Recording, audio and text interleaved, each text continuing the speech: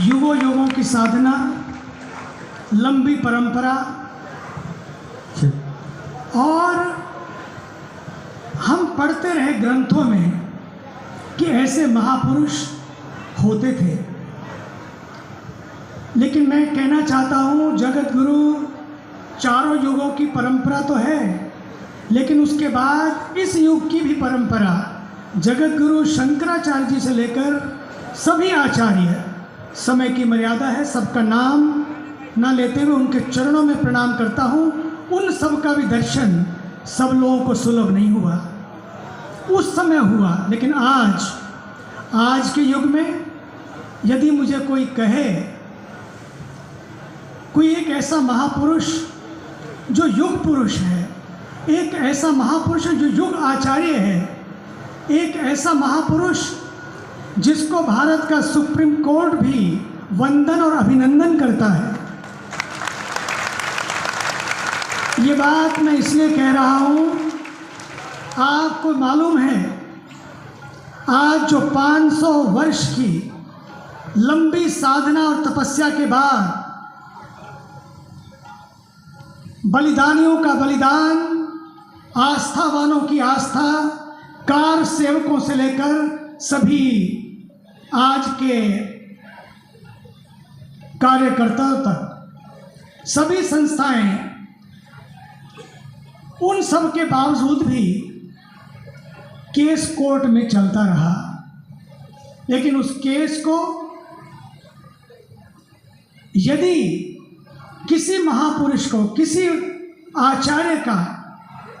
वरद हस्त प्राप्त हुआ, दिव्य वाणी प्राप्त हुई, तर्कों से नहीं बल्कि तर्कातीत अवस्था में ले जाने वाले वो सारे उद्धरण, जिसे सुनकर सुप्रीम कोर्ट के उस जज ने, जो बल्कि हिंदू धर्म से भी नहीं थे, लेकिन उन्होंने कहा कि आपको सुनकर सचमुच लगता है कि जिस तरह के उदाहरण आपने दिए हैं, आपको नमन करने का और वंदन करने का, आपके अभिनंदन करने का मन करता है। ये है इस देश की मनीषा, और उसी मनीषा का आज साक्षात आप यहाँ पर हमारे जगत गुरु रामानंदाचार्य आदरणीय वीतराग, आश्चर्य की बात मुझे ये लगती है, इतनी विद्वत्ता जब होती है ना, तो विनम्रता तो होती है, लेकिन अभी अभी जब हम उनके प्रकोष्ठ में इस विश्व की एक महान पूज्य जगत गुरु भगवान के श्री चरणों में साष्टांग प्रणाम करते हुए हमारे पूज्य गुरुदेव गुरु स्वरूप पूज्य रामदेव बाबा जी महाराज जी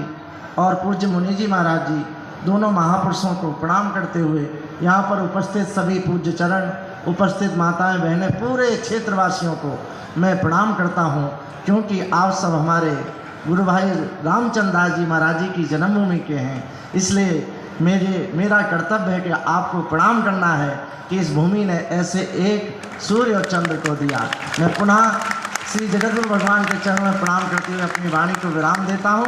जय सिया राम। जय सिया राम। सोहेयति श्वेत पद्मासनी जो हंस पे सवार है, चार